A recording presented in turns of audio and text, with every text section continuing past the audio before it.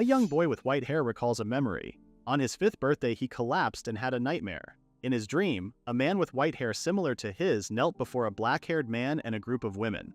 The white-haired man was breathing hard, covered in blood and wounds. The man raises his sword, an angry and determined expression on his face.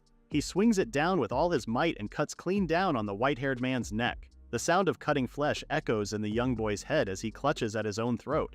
Because of that nightmare, he finally remembered. The world he currently was in was a game he knew very well. And Luke, the white-haired man from the dream and the villain that gets killed in that scene, was the young boy. Luke had loved that game. It was set in a fantasy world full of love and war, intended for adults. The game's protagonist was the man known to be the strongest swordsman, the Sword Emperor, who's currently enjoying his life at the academy at the time the game's story starts. It was a story where he could fall in love and train with his companions to grow stronger, before finally defeating the evil Duke's family planning a coup d'etat, which is basically a rebellion to seize the throne. Luke was the second son of that very same evil Duke. Luke remembers how in the game, the original Luke had a terrible nickname, the gross, fat toad. The Luke from the game messed with the protagonist and his allies like a horrid tyrant while hiding behind his family's authority. People used that nickname to mock his awful appearance and personality. I'm sorry, but I can't blame them. The kid is cute now, but the adult version isn't that great. Since it was a game for adults, there were hardcore scenes too, that the current Luke wasn't able to handle well back when he played the game. I honestly don't want to think, much less know, what those scenes were about. Yikes. The reason given for the original Luke's horrible personality was that his mother died immediately after giving birth to him, and that nobody in his family cared about him. As a result, he did evil deeds to earn his family's recognition. But he neglected his training and developed an inferiority complex. Nothing ever came of his talent for magic he had since birth, and he ended up being used as a sacrificial pawn for the Duke. He didn't even serve as a mid-level boss. His one and only purpose was to be killed off. The young Luke, the one who got sent into the game, now lay sick in bed. Holding out his small hands in front of him, he thinks of how both he and the protagonist are supposed to be 15 when the game starts. With a thoughtful expression, he thinks of the version of Luke he sees in the game and questions if that was how he turns out in 10 years. You looked that old at 15? Bro. Looking out the window, Luke thinks how he didn't want to die. He still had memories from his previous life, so he didn't need his new family to love him. He figures that if he stops himself from becoming the gross fat toad, his words not mine, and doesn't do any evil deeds, then he might be able to change the future. With a more hopeful and happy expression, he dreams of a future where he can live the rest of his life in peaceful happiness. Luckily, he was a noble, so he won't have to worry about making a living. But his happy expression drops. Luke realizes that he can't change the fact that his family was evil.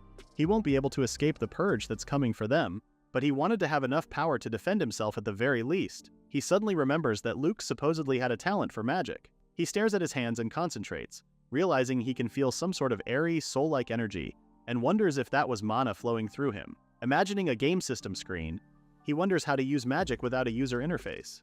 He remembers that a magic caster should be able to heal himself, so he presses his hands to his chest and chants for himself to heal. Light softly envelops his body. When the light fades, he wonders if it works since he couldn't really check without a game's health bar. But he did feel a little better. Putting his hands back to his chest, he tries to get even better, chanting for himself to heal over and over, until he eventually tilts sideways and passes out. Before long, sunlight was pouring in through the window.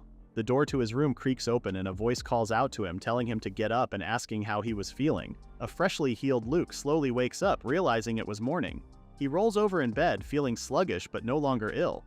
He wonders if he lost consciousness because he ran out of mana. He supposed that meant he only had enough mana for 10 heals or so on. 10 heals is plenty for a 5-year-old though. That means he's crazy talented, whoa! A maid comes up to him as he thinks that he wouldn't understand anything unless he takes the time to study magic. His maid wonders out loud if he was still feeling under the weather and helps him change from his pajamas. Luke believes it would be best if he had somebody to teach him. However, his father probably wouldn't give him a tutor even if he asked for one. In that case, self-study it was. Luke calls for Syrup to read him a book.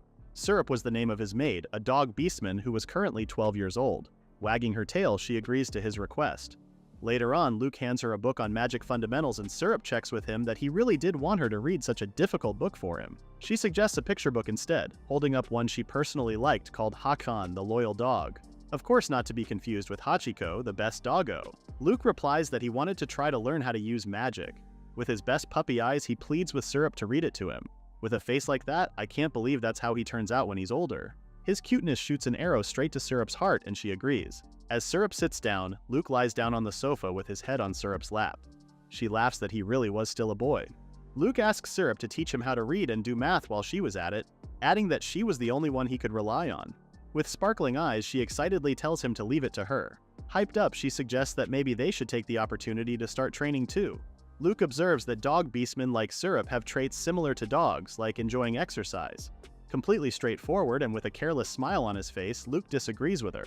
She loses her earlier excitement at his words, and thus Luke began being taught by Syrup. However, as she reads through the book, Syrup stammers, reading the words the whole time.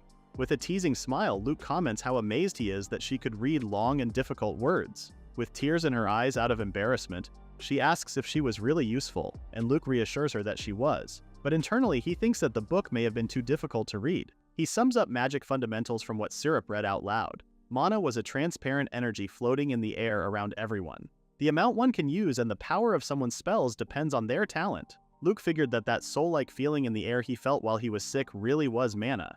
And as expected, it seems like Luke really does have a talent for magic. For casting spells, one could cast a spell simply by imagining and letting their mana flow to where they want it to go. Luke was able to use heal because he imagines his mana healing him.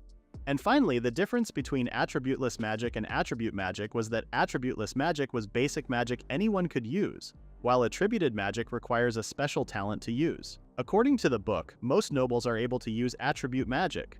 The Desuktos family, Luke's noble family, had an especially excellent lineage. Luke figured that maybe he would be able to use attribute magic before long. As he continues to listen to Syrup talk, he slowly drifts off to sleep. Syrup takes notice and carries him to bed, tucking him in. Gently caressing his head, she smiles softly and promises to make sure to keep him safe. A year passes. Luke is focusing his mana. The total amount of mana he could use in one day has increased.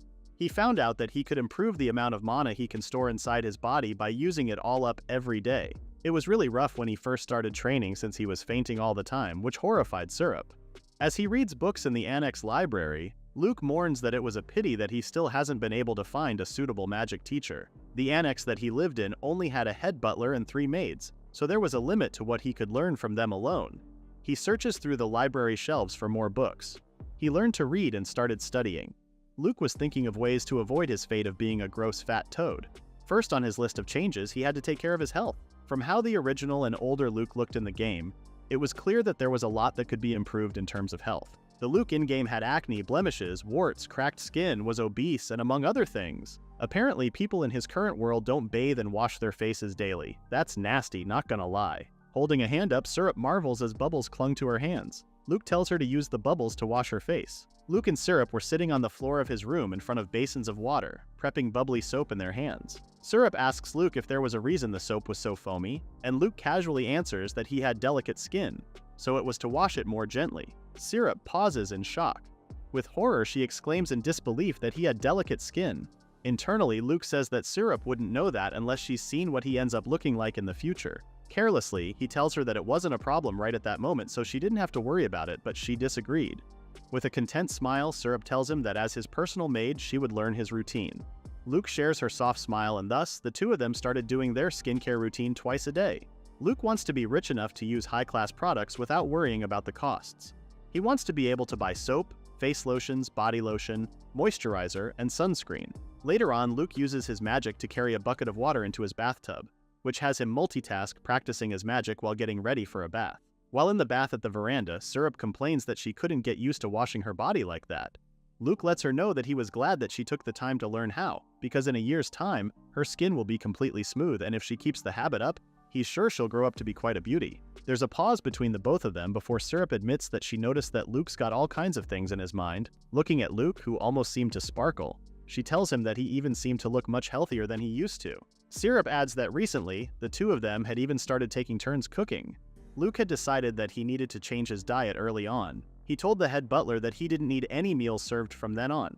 The butler was a little flustered, but agreed nonetheless. Luke seemed to always feel awful after eating, using his magic to heal himself at night. He guessed that maybe the dishes from his current world didn't just sit right with him. Ever since he started preparing dishes from his previous world that he thought would be good for him, his health improved. Enjoying his meals, it looked like he didn't have anything wrong with his digestive system.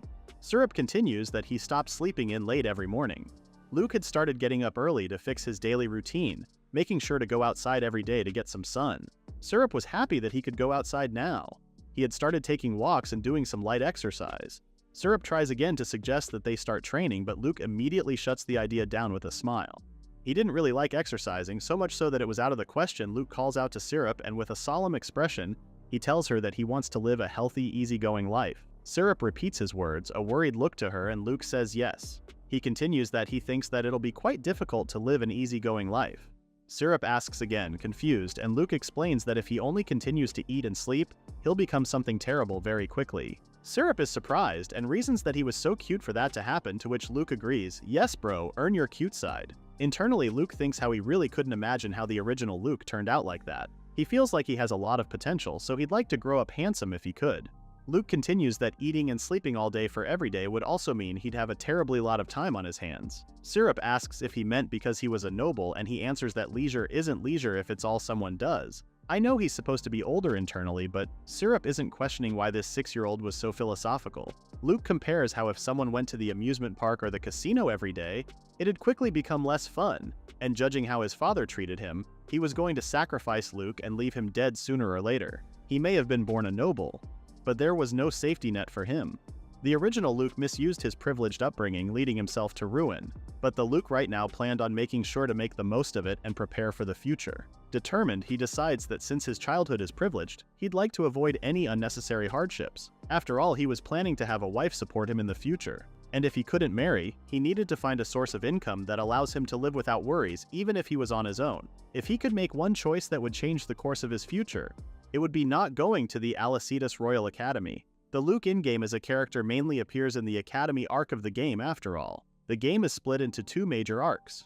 First was the Academy arc, which was focused on romance and training the player's characters, and the second was that War arc, where the player had to resolve the incident caused by the villain. Amazingly enough, this sounds like Fire Emblem Three Houses, and I can say that I understand why Luke loved the game. He strategized that mastering both arcs would be his ticket to getting ahead in life. If he didn't attend the academy, his odds of survival would increase dramatically. And yet Luke still had a reason to attend. He thinks of the game he once loved to play. In the academy, one would be able to find those very same characters, and he loved all of them. Luke smiled in excitement at the idea. He wanted to enjoy his game world as Luke, and by that he meant he wanted to be a happy slacker. Speaking with Syrup again, she gets a sneaky smile to her face as she reasons with Luke that if he wanted to live an easygoing and healthy life, then he should learn swordsmanship. Immediately, Luke shuts down the idea again, putting pressure in his words as he says that he would prefer to move as little as possible.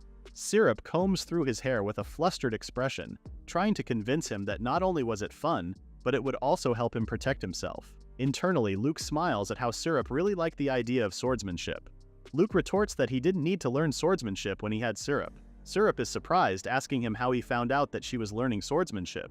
Luke admits that he just had a feeling. With a content smile, he tells her that he'll leave the sword fighting to her, and Syrup agrees happily. She bids him goodnight and leaves the room. As Luke lay in bed, he thinks about how he knew that he kept refusing every offer she made to exercise, but he reasons with himself that there was no getting around moving around at least a little if he wants to stay healthy. But that was why he invented a new spell. The next morning, Luke steps out of the annex. He raises his hands and a jelly-like substance comes out, forming a large slime. It's so cute and happy. It was an original attributeless magic Luke called Val. His new spell can work while he sleeps. But before someone can understand how Val works, one needs to understand that attributeless magic is basic magic that transforms mana into various forms. It can be mostly divided into 5 major categories. First was daily life magic. Quite self-explanatory, it was magic that helps the user out with daily tasks such as light for illumination and clean for cleaning and laundry. Luke figured that because people in the game world didn't bathe much because the clean spell already existed. Second, there was strength magic. It was magic that uses mana to temporarily enhance attributes like strength, dexterity, or defense. How strong the user can become depends on their original strength, but in exchange, it sacrifices the user's endurance. The effect varies a lot from person to person depending on how well they trained their bodies. Just about everyone could use those 2 spells. Third was enchantment magic. This was a special school of magic that enhances the user's weapon with attributes. It was another form of buff magic that only smiths and enchanters could use. Even Luke didn't have an idea how to use it. Fourth was support magic. This school of magic consists of buffing and debuffing other people. The effect's power depends on how well the user can imagine it and how specific it is. For example, become strong made someone become physically stronger. Strength in the arms will grow threefold, made mana support the muscles to give someone triple the strength in their arms. To use it, the user has to cover the target in mana to support them. And finally, the fifth one was Restoration Magic. It uses mana precisely to stimulate the body and make it recover. The effect depended on how well the user understands bones, muscles, blood, and the body in general. Thanks to his education in his part life, he was quite good at restoration magic. Let us all be thankful for modern-day understanding of anatomy and physiology. All the attributeless magic schools rely on transforming mana, and that was what Luke used to create Val, a self-sufficient type of spell. Luke thinks of how easy it is to use as he orders Val to fetch a glass of water from a table. Floating over to the glass, Val sucks it up in its jelly-like body and delivers it to Luke. All Luke had to do was give it an order, but now here comes the real test. Sitting down and lying down his head on the table, Luke tells Val that he was leaving everything to it. He lay still on the table as Val stuck itself to him. Luke had ordered it earlier to envelop his body while he was sleeping, and it did so to exercise his body instead of him actually exercising. That's quite the next level of laziness. Work smart, not hard, I guess. Val used his body to run laps, practice martial arts, and do jumping jacks. If Luke can exercise while unconscious, then staying healthy would be a piece of cake. Breathing heavily, Luke takes control of his body once more as Val lets go. Luke gives Val a thankful look, deciding that that was enough for the day. Val smiles at him, proud. He heads back to the annex, thinking how wonderful it was that it can move on its own. With this tactic, he can train while remaining easygoing. Luke lay down on the sofa. Unfortunately, he got muscle aches after using Val. He looks to the table beside him, stacked with books. Everything is going well for him, but there is still so much to do. His stomach grumbles. He murmurs to himself that it's still afternoon and he was already hungry. He reasons that he did just exercise and he was still growing. Getting up in a rush, he decides that too much moderation is also a bad thing. He goes to Syrup to ask for dessert and eats it happily, reminding himself that what he was working towards was merely the life of a lazy, villainous noble. It's 5 years later, Luke is 11 years old, and Syrup is 17 years old. While Luke is sitting on a floating cushion, focused on reading a book, Syrup is dutifully standing by his side, her expression rather nervous. Luke mutters words to himself every now and then, fully content in his position, before Syrup hesitantly calls out to him. He snaps out of reading his book and turns to her. With a yell, she asks how he was floating in mid-air. Apparently, Luke had realized there's no real difference between carrying a glass of water and carrying himself, but it would be a pain to explain to Syrup since she's so bad at magic. So instead, he chooses to dodge the question. He asks Syrup if she wants to ride the cushion already sitting up.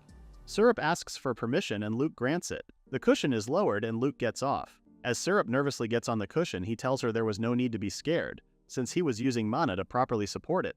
Once she settles in, Val begins rising up into the air. Syrup braces herself, but as she opens her eyes, she has a dazzled expression on her face. She turns to Luke, eyes sparkling as she tells him that she had never experienced anything as comfortable as that before, to which Luke is glad to hear. Syrup raises a hand and brings up the question of how come even though all he does is always reading or sleeping, his body is still so well trained. Luke had grown taller, but Syrup had also noticed when she helped change his clothes, how toned his body suddenly was. He's just 11 at this point? Bro? Luke figured that it was no surprise that Syrup's confused about that, as she's only ever seen him take walks. He tells her that he didn't mind sharing how. Syrup helps him into a more comfortable set of clothes and they leave the annex, stepping into open ground. He tells her to watch as he bunches up his mana and solidifies it into a ball, doing so as he explains, before touching his chest. Syrup flinches at the sudden shift in Luke's eyes. A burst of mana comes from him as Val takes control. Val has evolved a lot over the past 5 years. Along with his comprehension of it, he realized something new over the past 5 years of diligent practice. As Val takes control, Luke loses awareness of everything around him, including Syrup's presence. Luke had learned to master martial arts, making a succession of powerful moves, kicking the air and throwing strong punches. Syrup exclaims in amazement. Syrup asks what was going on and how he had said he always hated intense exercise. But Luke doesn't respond, carrying on with his exercises, much to Syrup's confusion. With one final punch, Luke brings his fists back close to him and breathes deeply. He lets out an exhausted sigh before turning to Syrup and asking for her thoughts. Excitedly, Syrup exclaims how amazing he is. She lightly jogs to him, telling him how surprised she is that he was working so hard, but Luke responds that he hasn't really worked hard. Syrup yells, confused, as she reasons that his movements were those of a master. She adds that she's never seen anyone who could move in a similar manner, not even martial arts. Luke laughs at her words. Holding his hand up, he shows her his mana and tells her it was a new spell he's created that he called Trace. He absorbs Val into his body and passes his memories to it directly from his brain. He had it create the movements of his favorite martial arts masters. Though he himself has forgotten the exact movements, Val is able to dig them up and mimic them perfectly. Depending on the title, Val is even able to mix in moves from his favorite fighting games and manga. That's so overpowered, what in the world? All the knowledge he has of fighting styles and their histories ended up being combined into his own personal fighting style. As such, Luke wraps up his explanation that he isn't even conscious about how he movies, so he can't say that he's been working hard. But still, he admits that he gets to train his body to grow stronger. He even gains some muscle memory, so it's quite convenient. Syrup says that the floating spell is amazing on its own, but to even invent another new spell. Syrup tells him that he's a genius, but Luke disagrees. Syrup continues to convince him, saying that he's only 11 years old and has already caught a glimpse of the mysterious abyss that is magic. Syrup is so cute and silly. Luke laughs and tells her he didn't know what she was talking about, but he chalks it up to her saying that she had a hard time understanding. Luke thought it was understandable. After all, he got all the knowledge from his previous life and he still doesn't really understand how it works. Stepping back into the annex, Luke tells Syrup that he was tired from the workout and she offers to prepare a change of clothes for him. But Luke insists on taking a short bath while he was at it, so they head to a spring in the forest. It is the closest source of water they can use to bathe in. Looking at Syrup from his place in the springs, he thinks of how the other maids are always talking about how beautiful Syrup has recently become.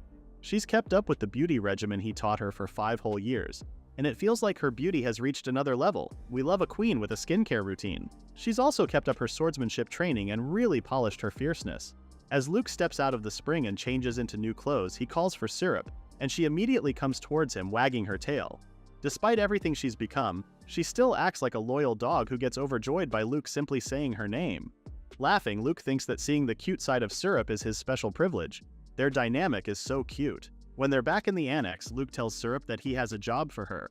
He asks for her to tell his father that he wants his magic attribute to be determined, to which Syrup follows through immediately as she steps out of the room. Back in his floating cushion, Luke leans back with a content smile, looking forward to his guest. Attribute magic, where someone can use the attribute they were born with, is called the power determined by God in this game world.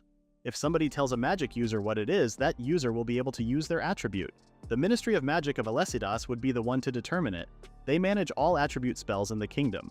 It's a place where only the greatest of sorcerers of the world gather, meaning that someone belonging to that elite group will be coming to tell Luke about his attribute, which is a privilege granted to the nobility. Apparently it seems that some people didn't have attributes. But Luke casually leans back with an easy smile, thinking how he didn't have to worry. Even among noble families, the Descustos family all have especially excellent attributes. His stepmother has rock, his older sister has seduction, his older brother has iron, and finally his father has sand.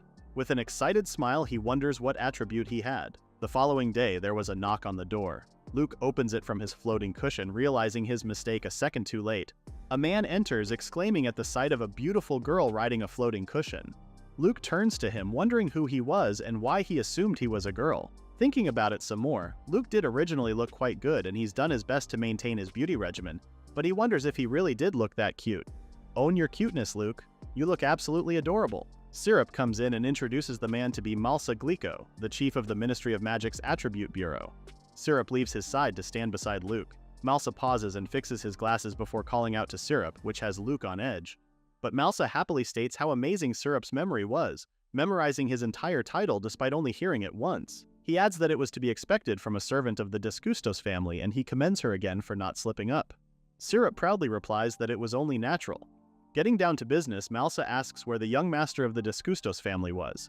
Syrup turns to Luke and introduces him as Luke Hugelo Descustos. It's my first time hearing his government name and he really does sound like a noble. Malsa apologizes in a panic for being rude. Luke thinks back to Malsa's words and wonders if he really did just praise her. Civil man was anyone who isn't a demi-human, a beast man of the spirit races, or a demon. The state church holds the doctrine of civil man supremacy, which teaches that everyone but the civil people should be scorned.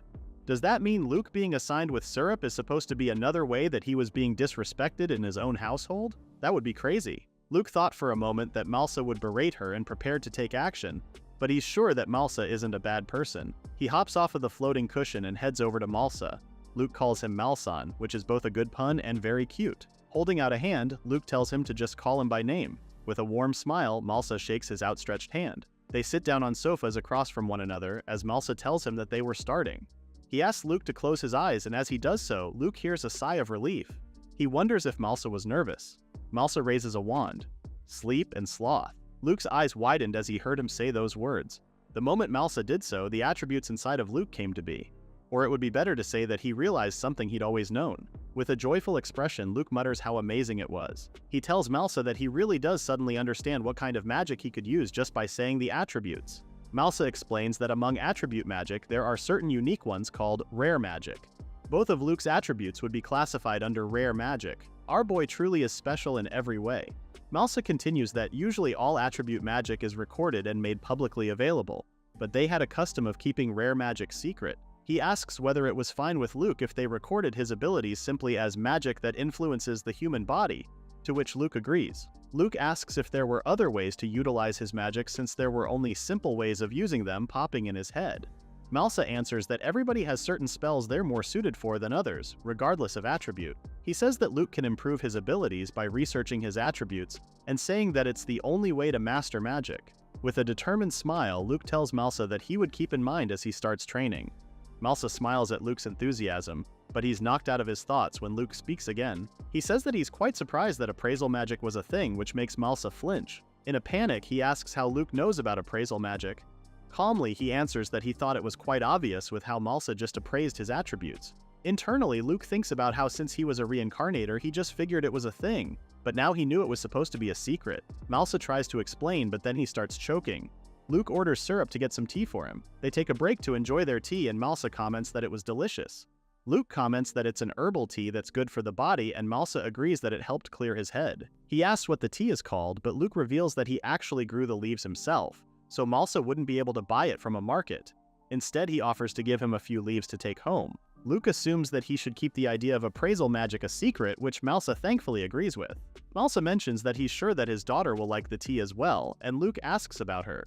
Malsa tells him that the girl is about his age who really likes magic. Suddenly gaining a sudden burst of energy, Malsa excitedly asks Luke about the spell used for the flying cushion since it was definitely not average magic.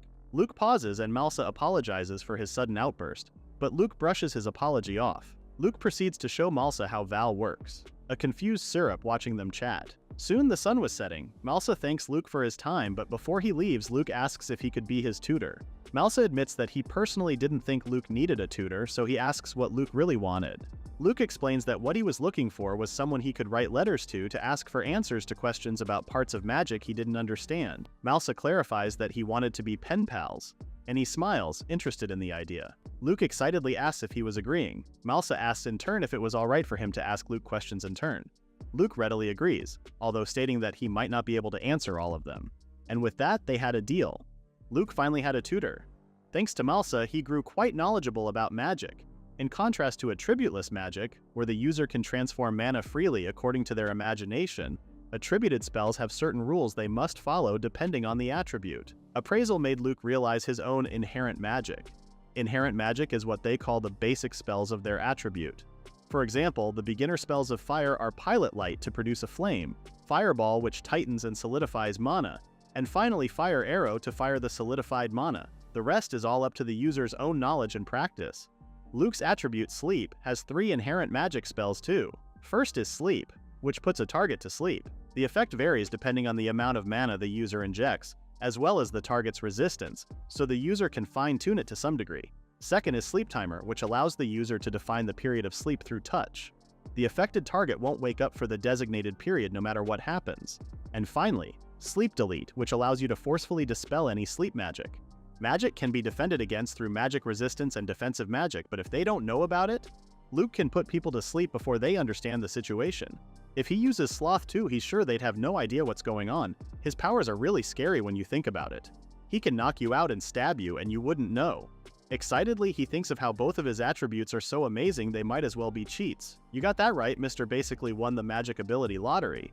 But if there was a fire arrow, Luke wanted there to be a sleep arrow too. If there was, he would be able to put people to sleep even from a distance. He grins as he thinks about putting a teacher to sleep and being able to skip classes as much as he wants. With the letters from Malsa on his lap, he thinks of the non-ending different spells he wants to experiment with. He gets up and stretches, happy at the thought that no amount of time would be enough to test everything out. Luke continued training hard under Val's guidance. He's gotten into the habit of giving Val control of his body and practicing all morning. It clears his head so he can focus on his magic experimentation. Val leaves his body once more as Luke finishes his daily workout. The moment it does so, Luke's stomach lets out a loud grumble, so he decides to make some food for himself. However, Syrup must have heard him, or his stomach in this case, because she calls out from the annex entrance if he wants her to make him a meal, and he agrees. Luke enters the annex as Syrup heads to the kitchen. Internally, he thinks of how he still cooks for himself with memories of dishes from his last life, him and Syrup taking turns in the kitchen. But although Syrup is perfect at any maid work she does and her meals are perfectly edible, I love that it says edible, not delicious. The food she creates still really lacks attention to detail, if the questionable presentation to them was any sign of it. Luke thinks he'll leave talking about it until later. He can feel his worries growing throughout the years, and he was only 11 years old. He strolls out of the annex again with a towel and change of clothes in hand, wanting to take a bath to wash off the sweat while Syrup prepares his meal. Back in the springs in the forest, Luke hears voices within the forest as he bathes. He surfaces from the water, wondering what was in there when nobody usually comes there. He hears a small voice say that they were about to die all alone in the woods without a soul in sight. Luke internally wonders at her words. Since the place wasn't really dangerous, maybe the child was lost. As he dries off, he calls out to the voice in the forest asking who it was.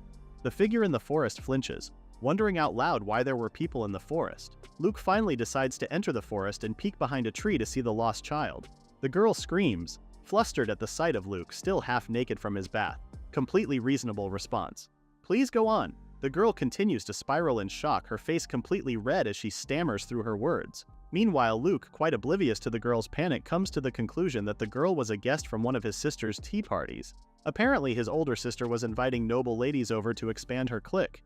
He forgot that the party was being held that day. Calling out to the young lady, he asks her directly if she was a guest of his sister Iris. The girl's expression quickly morphs to adoration at the thought of Iris, before she realizes that Luke implied he was her younger brother.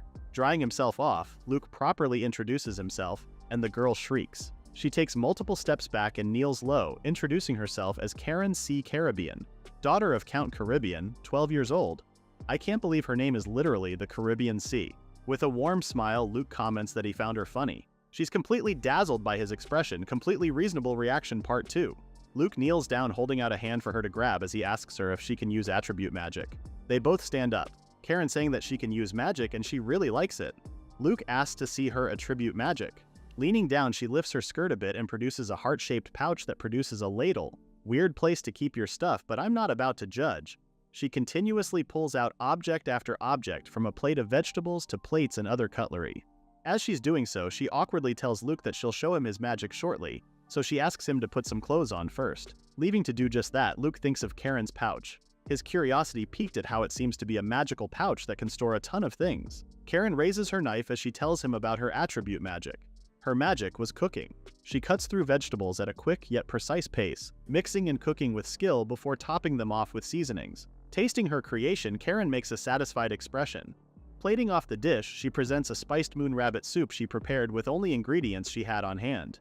Luke, now fully clothed, takes out a spoonful of the soup, relishing how it smelled delicious and wondering what's different about food cooked with attribute magic.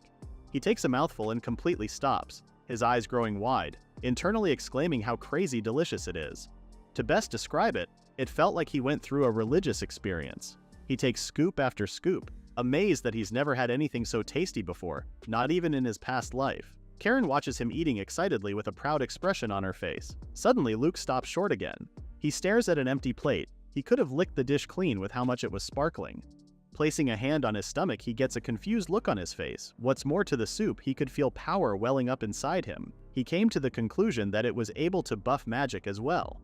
Karen was a young noble lady capable of cooking buffing dishes. Seeing her in a new light, Luke comes to the great conclusion that she's the greatest possible asset to support the slothful life he's aiming for. He excitedly decides that he isn't letting her get away. Calling for Karen's attention, he slides to the end of the table close to where she sat and asks charmingly if she would cook the soup for him every day when they grew up. Oh, this sneaky little man. Karen's eyes widened in shock. With an even more charming smile, Luke asks her to marry him right then and there. OMG? Internally, Luke is resolute and will happily marry into Karen's family. He figures she'd support him even when his family eventually gets crushed. And above all, he needed her incredibly tasty cooking. With completely dazzled eyes, she exclaims in excitement that Luke has just proposed to her. That day, Luke had a miraculous encounter. Later on, back in the annex, he has Syrup contact his father after his meeting with Karen to have the proposal made official, but all his father sent was message for Luke to do as he liked. Luke thanks Syrup for delivering the message, but internally he thinks of how his father really didn't have any interest in him at all. Eventually, everything proceeded swiftly and soon the families were arranged to meet. As Luke steps out of his carriage, Count Caribbean, Karen's father, greets him warmly to his restaurant. Luke replies with a greeting of his own. They enter the restaurant and Luke tries to apologize for his father not joining the marriage talks, but Count Caribbean reassures him that Duke des Custos dropped by, gave his greetings, and left right after. Count Caribbean invites Luke to take a seat at a dining table. Internally, Luke is rather in disbelief that the head of a high-ranking noble family isn't attending the marriage meeting of his own son, but he doesn't quite mind. Looking at Karen's soft demeanor, he was worried that the Duke might have been too intimidating for her. They sit around the dining table and Luke opens the conversation by stating that since he was only the second son, all he can offer is himself. So he asks if it would be okay if he married into the Caribbean family. Bro, no matter how lazy you are, you're still a walking powerhouse and that's more than anything you can offer. With a bright smile, Count Caribbean replies that the family would be glad to have him. He excitedly adds that Karen had already said that she really loves him, much to Karen's embarrassment. Her face falls, and without looking at Luke, she asks him if he was sure that it was okay for him to marry someone like her. Suddenly panicked, Count Caribbean says that although he heard that Luke was the one to propose, some girls mock Karen for her appearance, so he was worried about that. Luke puts two and two together. Count Caribbean was talking about Luke's older sister Iris, who, at 12 years old, would question other young girls' appearances. Apparently, she treats everyone except her favorite pretty girls very harshly. Casting a glance at Karen, Luke observes that she certainly is a little chubby, but reasons that she's still developing. He adds that he actually found her round face rather cute. Luke, you're starting to sound sus. With a joyful laugh, Count Caribbean tells Luke that he was truly grateful that there was a boy like him who chose Karen for her inner beauty. Internally, Luke says sorry, though he wasn't sorry. He didn't want to marry her because she was a good person, but what drew him in was her cooking and status. He thinks of the soup Karen made him for the first time, a blissful expression on his face. He's snapped out of his thoughts when Count Caribbean starts to talk about his family. Apparently, everyone goes to sea frequently. I love that the family named after the Caribbean Sea are regularly at sea. He observes that it looks like Luke's quite weak to the sun and asks if he'll be alright. The Caribbean family started as fishermen and traders. They're a family that handles a wide array of maritime businesses. Because Karen didn't have any brothers, Luke would end up inheriting the house, but if she later gets a little brother, Luke decided he'd gladly give up the position to them. The idea of just opening up a restaurant with Karen's cooking skills was a nice thought for Luke. He finally turns to Count Caribbean and lets him know that he trains, so he should be sturdier than he looks and, with a proud expression, he states that his countermeasures against the sun are in perfect order, so there was no need to worry. Said countermeasure was actually sunscreen. Luke also figures that he could just summon Val on the ship and then just go to sleep. That way he wouldn't get seasick and he could use it to carry luggage for him. Count Caribbean stands up, giving Luke and Karen time to talk. Luke calls Count Caribbean father-in-law, and with a joyful laugh and wave goodbye, the Count jokingly says that Luke was being quite hasty as he exits the room. With just the two of them now, Karen calls out to Luke and tells him that she wants to be pretty enough to stand by his side. Confused, Luke reasons that Karen was quite cute already, much to Karen's embarrassment. She exclaims that Luke was a boy, but he was so pretty. She continues that she overheard that he's been caring about his appearance and health ever since he was little. Luke notices Karen saying she overheard it. He can only think of one person who would tell her that, and that would be his sister Iris. She always looks like she couldn't care less about him at home, but it seems like she was keeping an eye on him. Karen tells Luke that she'd like his help to grow beautiful too. Luke tells her that he'll gladly help, but he was rather strict as a teacher. Determined, Karen says that she was prepared to learn. She asks him if someone like her can also be beautiful, and Luke tells her that she can, and that is actually a very easy way.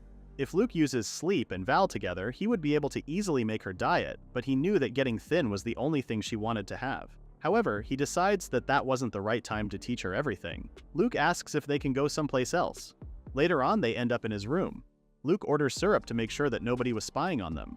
Although he may be overreacting, Luke was rather worried about his older sister after hearing what she's been up to. Calling for Karen's attention, he immediately jumps into business and tells her that his diet method uses magic, specifically to exercise while sleeping. Karen says it sounds difficult, but Luke explains the process to her. He tells her that he had sleep and sloth attributes, and that for the diet, he'll be using sleep for it to work. He summons Val as he explains that he'll combine it with the attributeless magic spell. Luke uses sleep to make Karen fall asleep and have Val enter her body, after which she will perform a set of copied movements using her body. Luke absorbs Val to show her a demonstration. He sets up sleep timer for 1 minute and orders Val to show her a light workout. A minute later, Luke lets out a breath from exhaustion. He asks for Karen's thoughts on his martial arts and she replies that it was amazing. Luke continues that even still he had no memory of the actual workout. Damn, I wish I had that too. Karen nervously asks if she's able to do that too, and Luke replies that all she had to do was let Val handle the rest. He encourages her to try it and she agrees. Sometime later, Syrup helps Karen change into more comfortable clothes. While she does so, Luke asks Karen if she was good at exercising. She replies rather sadly that she was bad at it, which is very relatable. She peeks behind the room divider with a hand over her muscles, telling Luke that she was quite strong. Luke suggests a light exercise first so her body could get used to it. An hour later, Luke greets her with a good morning and asks how she was feeling. Lying down on a sofa, she cracks her mouth open before stammering out that she was exhausted, sweat pouring from her face. She couldn't believe that what she did was just a light exercise. Oh, this poor child. She squirms on the sofa, her whole body in pain and unable to move. Luke comes forward and uses healing magic. While he does so, he recommends that they stick to basic exercises for the meantime so she can build her stamina, although she'll still feel some muscle pain. With a smile on his face, Luke tells her to hang in there, and Karen, with tears in her eyes, replies shakily that she'll do her best. I can already tell these two are going to be a riot as a married couple. As Karen gets up and stretches her body, Luke starts explaining his beauty regimen. He holds up a bunch of soap and to foam it real good. Karen asks if it can even wash away dirt if it's all foamy, but Luke reassures her that the soap will absorb the dirt. He warns her not to rub it on too harshly or it'll hurt her skin. Karen follows his instructions, making sure to rinse her face properly and remembering to take care that she doesn't brush against her face whenever she touches it. After that was makeup. Karen was brimming with curiosity and quick on the uptake, so Luke found it satisfying to teach her. Finally was nutrition. Luke tells her that since she was good at cooking, she can just use the right ingredients, and he was sure that she could make some delicious food perfect for dieting. Karen found the idea interesting. From then on, Karen got addicted to developing new diet dishes. Karen took all his food ideas and turned them into dishes in an instant. She was even able to replicate Japanese cuisine. Luke was happy. He thought he'd never get to enjoy the same taste in his next world. However, Luke wore an awkward smile as he stared at the feast in front of him. Karen had made way too much. Rather guilty, Karen admits that there were just so many dishes she wanted to try making. Luke tells her that no matter how healthy the food was, it still wasn't healthy to overeat. Karen tries to reason that she couldn't throw the food away either. Without really thinking about his words, Luke suggests that they donate the food to a nearby orphanage. Karen claps her hands in excitement, thinking she can research her cooking and give anything they couldn't finish to the orphanage. She loves the idea, but Luke isn't too keen about it. He honestly looks like he hates it. Since then, Karen tried making even more dishes and took turns distributing them at different orphanages every day. Luke asks if she was going to an orphanage again that day, and Karen smartly replies that he was the one that gave her the idea. Luke tags along, but the entire time he's thinking of wanting to laze about at home. As they enter the orphanage, he observes that they were rather unhygienic, so he couldn't get used to them. Not to mention that even if someone used clean, it still wouldn't completely clean the building, and there are many orphans who can't use magic and thus couldn't clean themselves.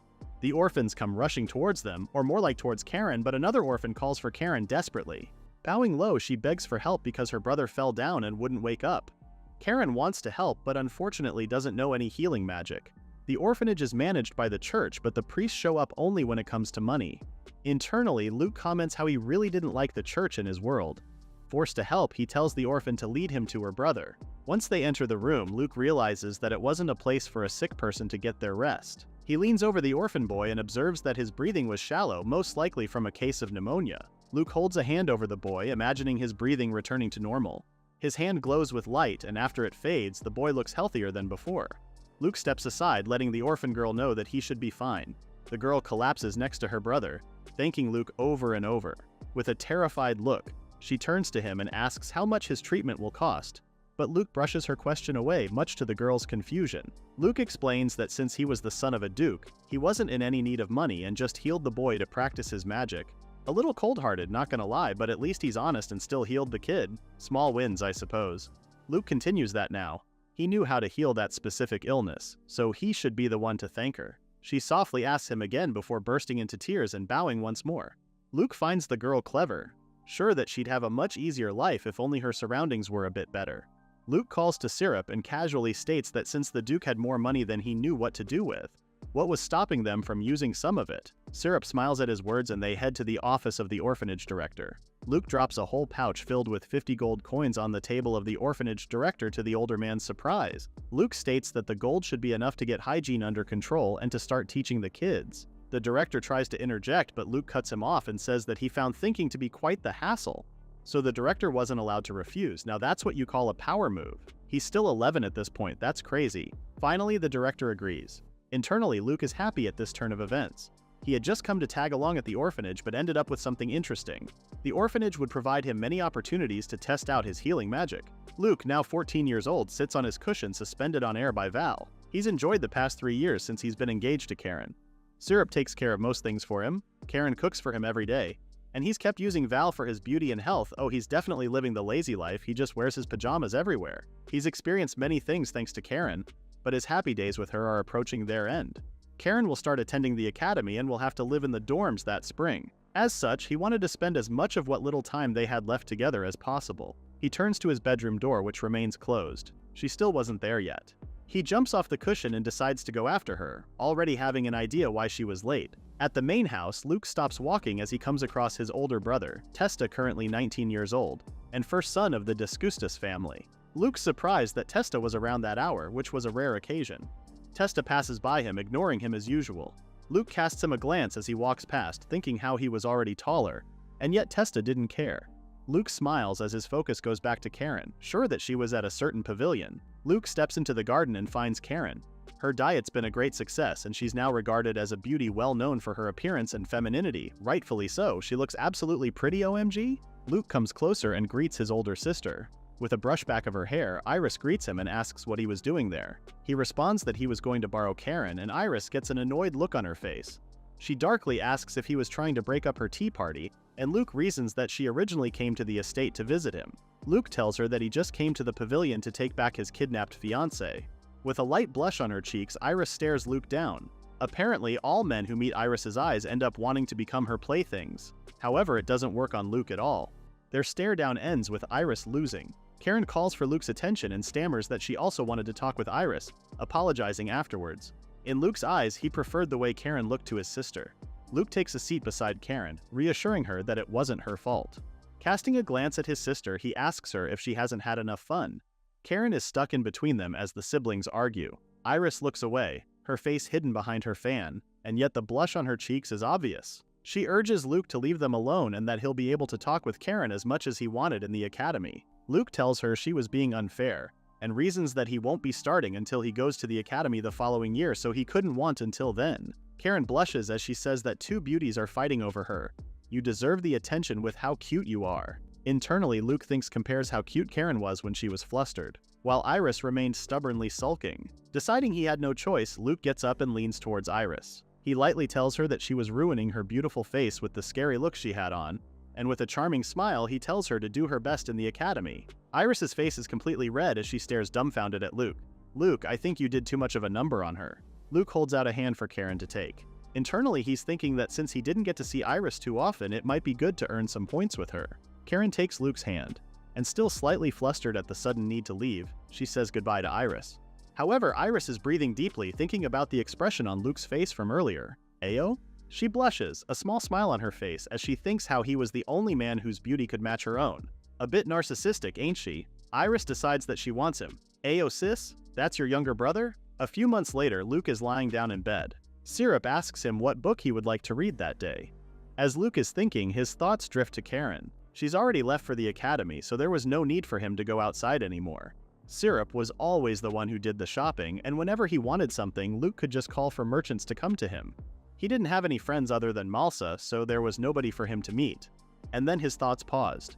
He sits up with a smile and informs Syrup that they are going out. Syrup comments that it was rare that he wanted to go outside and she hoped that it wouldn't start raining. Luke asks her to come with him even if it does start raining. Syrup agrees and still grins at the idea of how rare it was for him to want to go outside first. Later on, a carriage speeds down the road. Syrup wore a cloak to hide her ears and tail as she drove the carriage. From inside the carriage, Luke thinks about how Syrup was good at driving, but then he remembers that she used to take him and Karen to all kinds of places. As a final thought, he sadly thinks of missing Karen. Why are they so cute? Syrup cuts off his thoughts as she announces their arrival. Getting off the carriage, Luke comments that they got to their destination, and Syrup responds that it was because of the status carried by their ducal carriage. Internally, Luke celebrates his invisible authority. Damn, he even has free passage on the streets like an ambulance. That's crazy. Luke looks up at the building before them, wondering if he would find what he came there for. The Great Mido Shop. It's a huge department store that also appears in the game he played. Players could find most things there, from items to equipment and even presents for the love interests. As they enter the building, Luke glances back to Syrup and tells her that she could buy whatever she wanted, to which she thanks him. A man greets them at the entrance. Already knowing his identity, the man introduces himself as Morsky Mido, the owner of the business. At the VIP room, Morsky invites Luke to take a seat and tells him not to hesitate to ask for anything, staff standing in attention and ready to serve him. Morsky then says that Luke might find it boring to deal with an old man like him, so he introduces his daughter to help him as a young girl walks in. Luke excitedly exclaims in his head as the girl enters. She introduces herself as Akari Mido. Akari is one of the main love interests of the game. If the player chooses her, they'll go down the merchant route. Luke introduces himself, and Syrup and Akari greets them both with respect, much to Luke's relief. He sits down, surprised that instead of just getting a glimpse of her, she ends up hosting them completely. Akari asks him what he was looking for, and Luke asks to see anything she could recommend, especially for his beauty regimen. Bro was locked in on looking as pretty as possible. Akari excitedly claps her hands together, proceeding to show what they had for sale. First introducing a magic hairdryer, Akari followed Luke's request with a smile. She introduces him to one thing after the other, adding some light and witty talk in between. He ended up getting good merchandise, and by that it meant he bought almost everything Akari offered.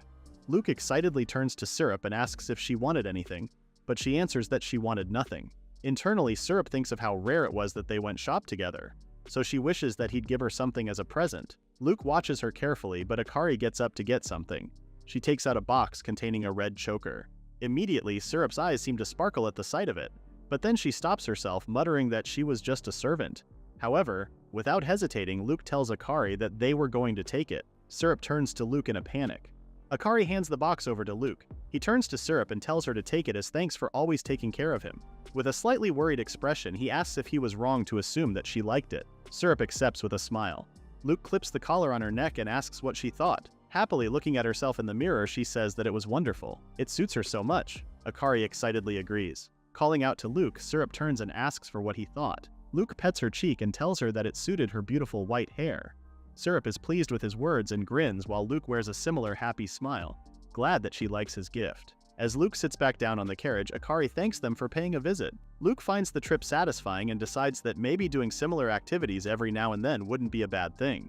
After all, he has to leave home and go to the academy by the following year, so he had to experience the world outside a little before then. Not only that, but he wants to resolve himself before leaving home and face the reason the original Luke ended up as the gross fat toad. I make jokes about the original Luke a lot, but no one is more traumatized by him than the current Luke. He changes clothes and lays back down in bed. He already has a good guess on why the original Luke ended up that way, but he still has to face it. He frowns, thinking what a pain it was that the slothful path really is difficult. There was something that always bothered Luke, and that was the original Luke's face and figure. Luke couldn't understand how he turned out like that. It was hard to imagine given how he looked right now. Staring at his own reflection, Luke thought how he started off so well put together. Is a hedonistic lifestyle really all it took to go from the current Luke to the so-called toad in the game? Luke suspected that the food of the game world wasn't suitable for his body, but that didn't seem to be the case. The ingredients are the same. Luke also looked into the possibility of allergies or a weak constitution, but despite all that, he still hasn't come up with an answer.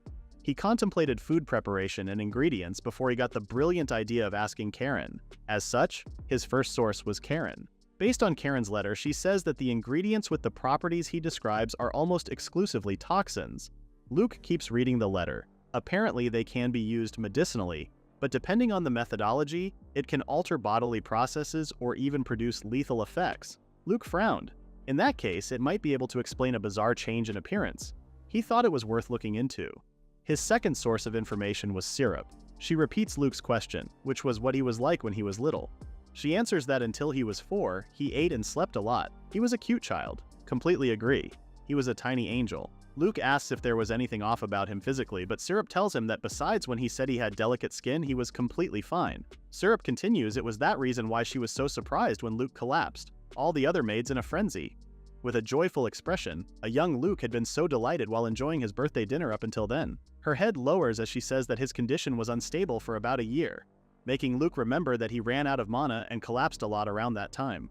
Syrup concludes that he only got better around the time he was 6. Luke asks who prepared his meals for him back then, and Syrup answers that they used to have a chef, but he was forced to retire after the birthday dinner, then the steward took over after that. Coming to a conclusion, Luke figures out that the head steward was the one who poisoned his meals. He finally found his answer. Later on, Luke closes the curtains and turns to a chair in the middle of a room. Sat in the chair, blindfolded and gagged, was the head steward. Luke greets him calmly. He begins by saying that he's been doing quite a lot of thinking. Much to the steward's confusion, Luke goes about saying why the original Luke was known as the gross fat toad, and if he had grown up normally, he should have never gotten to that point. With a cold look to his face, he thanks him for making Luke's food every day, but unfortunately, it never quite seemed to agree with him. He summons Val and takes a comfortable seat. The food most likely didn't work for him because there was someone trying to poison him. The steward flinches before trying to explain himself, but he remains gagged, his words muffled. With his magic, Luke rips the blindfold and gag from the steward's face. Immediately, the steward reasons in a panic that he was assigned by the Disgustos family head, or Luke's father. Luke walks closer to the steward. He figures it must have been hard for the steward when Luke refused to die and ended up getting even healthier. Luke guesses that no one cared enough to get their hands dirty, not to mention that no one knew that he could use healing magic or that he was neutralizing the poison with it the whole time. He asks directly if the steward was the one poisoning his food, and with a shaking voice, the older man apologizes in fear. Luke is surprised that he admitted to it so quickly. He found his response boring. He would have been more eager for revenge if the steward put up more of a fight. That's cold, Luke, damn. Luke states that he'll forgive the man and he picks up his head with hope. But then Luke raises an arm. He would forgive him only after a little punishment. The steward tries to step back in fear, but Val locks his wrists into place. Luke tells him that he won't kill him, he'll just be his test subject for his magic. He summons a magic circle. The steward is enveloped by magic as Luke grants him the gift of sloth. The steward's stressed face slowly relaxes. Luke thinks aloud to himself with curiosity, seeing sloth used on a person for the first time. He tells the steward to go back to work. Luke walks away, not clear to him that his enemy is Duke Disgustos. The Duke probably won't care if he fires service workers like the head steward. But if Luke ends up provoking the Duke's hostility, he'll be in all sorts of trouble. In that case, Luke decides to incapacitate the Duke's pawns, powerless, but still alive. As he arrives back in his room, Syrup asks where he went off to. Luke collapses on his cushion. With a charming smile, he asks if she would be happy if he was going to the academy. Syrup asks, confused if he was planning on not to because she assumed he was attending. For Luke, there was a good chance that he'll be killed at the academy, so not going was a plausible choice. Luke pets Syrup's cheek as he tells her that his path forward has always been decided and he wouldn't be with her anymore if he went, so he was still thinking about it. Syrup leans into his touch, stating that if it was possible, she would be happy to remain by his side. Internally, Luke thinks that as long as his house is no longer safe, he has no choice but to move if he wants to protect his life of leisure. I gotta respect the consistency of chasing his dream. Luke plans to help the protagonist from the shadows, set the table for the conflict between the royals and the nobles, and just like the game, he'll crush Duke Disgustos, the leader of the nobles. It should be the easiest path with the highest survival rate, but the fact that this is the world of a game he loves hasn't changed. He was realizing again what a difficult character he's been reincarnated as, but he hopes that afterwards he'll still have a sense of satisfaction. Luke's dedicated to playing the role of the character Luke for all it's worth. He smiles, he isn't about to sit back and let himself be killed. Time passes and it's 1 year later. Syrup bows as she wishes for a 15-year-old Luke to take care of himself as he steps away from his carriage. This boy grows up so fast I'm close to being emotional. He enters the Royal Academy's entrance exam grounds. The entrance exam involves 3 tests: magic, practical, and the examinee's subject. Apparently, the top performers in each subject are granted scholarships regardless of their identity. Luke wasn't planning on standing out, so he wasn't going to work too hard. Beside him, an examinee asks out loud about a nearby beastman. Luke wonders if they were taking the practical exam. The beastman's appearance catches Luke's attention. They were a beastman with green hair and emerald green eyes. She was one of the heroines, adventurer Ruby. Making quick zigzag jumps, Ruby rushes in to draw closer to her enemy. Her opponent is caught by surprise. He throws a punch, but Ruby easily dodges and quickly flips to deliver a kick up her opponent's chin. I can't believe they're supposed to be 15 years old. They can kick ass way too good. The powerful constitution of a beastman combined with such unorthodox techniques. Before he can finish watching the fight, a hooded figure calls for his name. He steps forward as the man asks if he really uses magic. Luke summons magic in his hand, annoyed. With a wave of his hand, he sends a powerful magical hit that destroys a large part of the grounds. Ruby watches, amazed, as she holds a dagger to her kneeling opponent. Her opponent has yielded. Ruby's eyes sparkle as she watches Luke. The hooded figure tells Luke that he's done enough and calls for the next examinee. Ruby lets out one more smile, interest piqued. After that, she strolls out of the exam grounds. Luke looks around, checking to see where Ruby went, but eventually giving up since they'll most likely see each other at school. Walking away from the exam grounds, Luke thinks of how the original Luke had excellent grades and incredible exam results in the game, so he didn't have a need to worry about failing.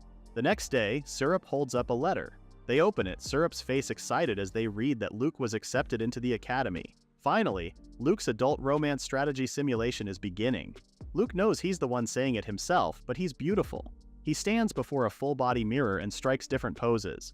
A normal school uniform shouldn't look that good on a person. He's never seen such a perfect and beautiful man before. Can't even call it narcissistic because he really does look pretty actually. Syrup comes up behind him and informs him that his carriage was ready. Luke thanks her. This is the day his new life starts. The Alcides Royal Academy he's going to attend is the oldest and most prestigious in the kingdom. In the original game, it's the stage where all kinds of ideas and motives intersect. Almost all nobles attend this school, like his older siblings and Karen. Recently, it has also started accepting the most talented commoners. It's begun to recruit more and more students. In the academy, you learn 3 major things: battle, magic, and study. There are many dungeons in the kingdom. Monsters tend to pour out of them all the time too. That's why learning proper self-defense against these threats is considered part of someone's essential education. If it's proper education, kind of crazy that only the best are welcomed into the academy besides some commoners that passed. The academy is also part research facility. It especially focuses on magic development. Luke thought it'll be interesting to have legendary mages as teachers. In the original game, the academy arc serves 2 main purposes. One is raising the character's stats. If the player is aiming for a particular route, they'll have to manage what flags they trigger carefully. For context, flags are sort of important moments in a game that help lead you to a certain ending. A player should be extra aware of these if they want a very specific ending. The other purpose in the Academy arc is interacting with the love interests. The story and what characters the player can meet will change depending on their stats. Luke's planning on supporting the protagonist using knowledge from his previous life while playing the role of Luke, the villain that's always nearby. He needs to avoid the normal routes where the original Luke dies, although it may already be set to develop differently to the game since he's no longer the fat, ugly toad he was supposed to be. Thinking of Syrup and Karen, Luke is resolute in surviving for their sake. Syrup asks him if he remembered everything for his departure, and Luke replies excitedly that she had prepared everything for him already. Syrup gloomily admits that she was worried. With tears in her eyes and slight anger, she mourns that she wanted to join Luke and clean his dorm for him and be his attendant if only the academy didn't have such strict rules. Apparently, attendants may not differ in age from their student by more than 2 years. I honestly forgot that their age difference wasn't like 2 years or something. Her sense of duty has only grown over the years. The academy allows students to have attendants since many can't care for themselves on a daily basis.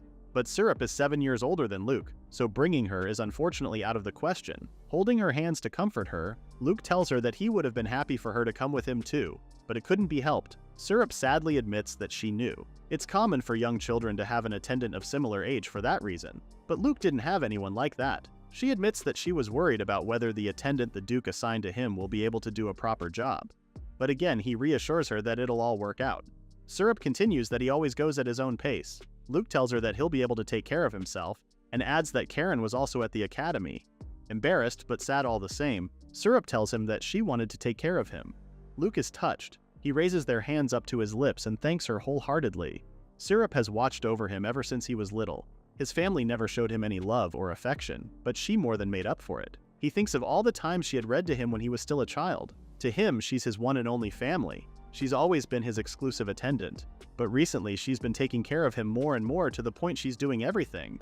So maybe the days without him are going to be harder on her. Calling out to her, Luke pulls on her waist and brings her close to him. Luke hugs her warmly and tells her that she's done more than he could even repay. Syup's tail stands on end from embarrassment. Luke promises to reward her someday. He presses their foreheads together and asks her to believe him and wait for him to come back. Hugging him back tightly, she agrees. Close to tears, she tells him that she was going to miss him, and Luke says the same. Their relationship is so soft.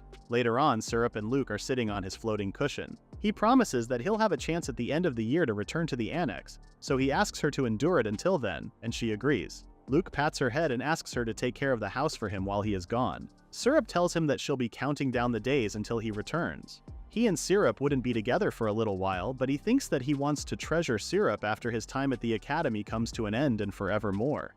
That's sweet and all, but why does that sound like an incoming death flag in the horizon? With a happy grin, Luke orders for her to come with him once he graduates and leaves the territory with him. I am genuinely terrified that they are being too happy. Syrup asks if he was being serious, thinking that she had nothing to do afterwards. But Luke promises to never let her go. Syrup excitedly replies that she feels the same. Luke suddenly says that if it was fine with Karen, he wanted all of them to be a proper family. Syrup blushes before agreeing. Internally, Luke thinks how cute she is when she fawns over him. He truly loves her, and I'm truly scared for them. And now, it was time for the next chapter in Luke's life. Syrup calls out to Luke as he enters the gates. She gives him one last bow, at least for the meantime, and tells him to have a nice stay. Luke grins at her one more time, waving goodbye. Luke arrives in the academy's main street.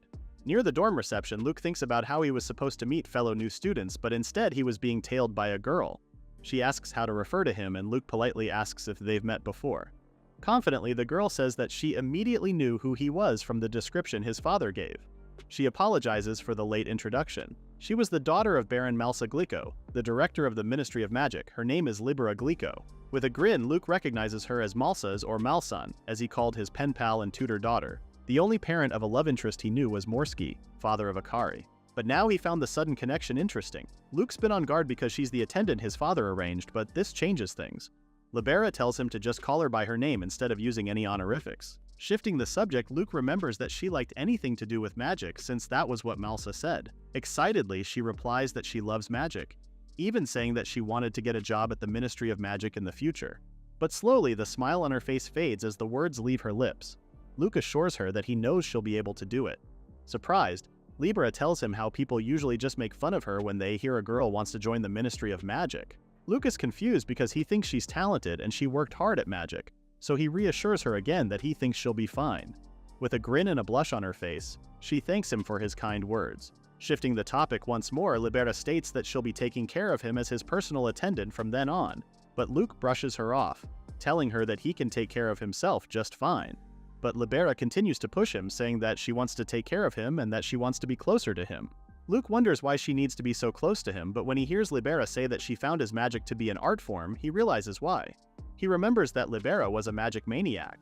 In the original game, Libera is a witch the player encounters when they raise their magic stat. She's called a witch because her love of magic goes too far and it often leads to trouble. Luke decides to change the subject. He tells her that they'll get around to talking about magic later. First, they need to finish the dorm application, but Libera cuts him off and assures him proudly that it was already over and done with. After all, she couldn't bother him with paperwork. Luke pauses, thinking that she was being too enthusiastic. In that case, he suggests that they talk about magic with the time they have left. Eager, they go to a place where they can drink tea. As they sit in an area with seats perfect for enjoying food later on, Luke makes a comment about how the tea smells. Libera tells him it was the most suitable tea to accompany discussing magic. It was the tea leaves that Luke made. With a smile, he asks her if she found it delicious. She thanks him for always sending them some. Fixing her glasses, she says she wants to jump straight into the topic. She asks if she could give her personal opinion on his original spell, Val, to which Luke agrees to. "You just opened the floodgates, Luke." Before he knew it, she was going on and on about her thoughts on attributeless magic. Luke wonders if it was because of Malsa's influence that she was mostly focused on the topic of attributeless magic. Despite this, Luke leans forward, finding it interesting that she seems highly knowledgeable about all aspects. As Libera finishes off her thoughts on Val's potential, her eyes are shining at the thought of what else Luke will be able to do in the future. Luke smiles, thinking how she was just like Malsa, but also because he thought she might be a good research partner. They continue their conversation with the time they have left before Libera notices that the other students around them are starting to get up from their seats and heading in one direction. She starts packing the tea set she had with her, stating that it was almost time for the main event of the day. They enter the Magic Academy Great Hall for the entrance ceremony. As they enter, Luke takes the time to look around. He recognized some faces as he looked around, such as Akari and Ruby among them. Suddenly, he catches sight of black hair from the corner of his eyes. Memories of a familiar dark-haired man and an ugly white-haired man, battered and bruised on the floor, come to his mind. For a second, his thoughts are a mess as he thinks of a sword swinging down. Luke watches as the boy smiles, realizing who he was. The black-haired man stops talking to the person with him, catching sight of Luke from across the room. His soft look turns harsh and confrontational as he glares daggers at Luke. Luke couldn't help but have a really bad feeling. He frowns. That should have been the first time they've met, but it didn't seem like the same case for the young man with black hair. Libera turns to Luke, asking what was wrong. Luke doesn't take his eyes off of the black-haired man. but he tells Libera that he was wondering why the other male was staring at him as if he was his arch-enemy. Libera follows Luke's line of sight to see what he was looking at from across the room. She immediately recognizes him as Dan, a knight apprentice. She tells Luke it was most likely because the Marshall family he serves and the Descustos family were in enemy factions. The Marshall family led the royal faction after all. As Luke watches Dan angrily sit down, he thinks how they were enemies from birth. Your goal of being chill for the rest of your life is so much harder if the protagonist himself hates your guts. As they take their own seats, Libera tells Luke that Linshin, the person sitting next to Dan, was accomplished in martial arts. Linshin was from House Marshall. Although she was apparently not that great with magic, her appraisal was the shield attribute, so I guess her focus is defense.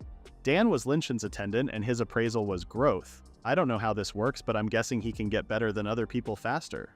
Luke wonders if Libera knew everyone else's attributes.